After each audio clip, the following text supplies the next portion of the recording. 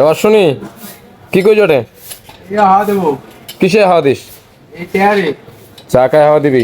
ওটা কি চাকা পরিবর্তন করলি নাকি টায়ার? টায়ার বদলে দিলাম। ও কি টায়ার লাগালি?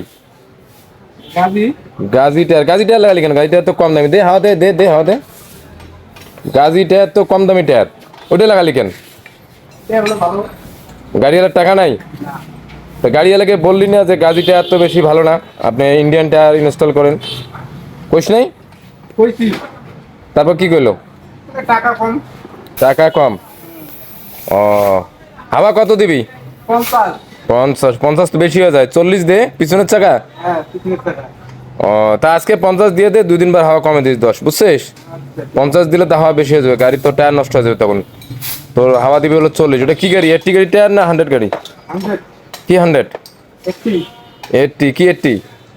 গান 80 ডাং 80। ও আচ্ছা আচ্ছা, তাহলে এইদিকে দেখ একটু, আমার দিকে দেখ, তাহলে কত হাওয়া দিবে আজকে?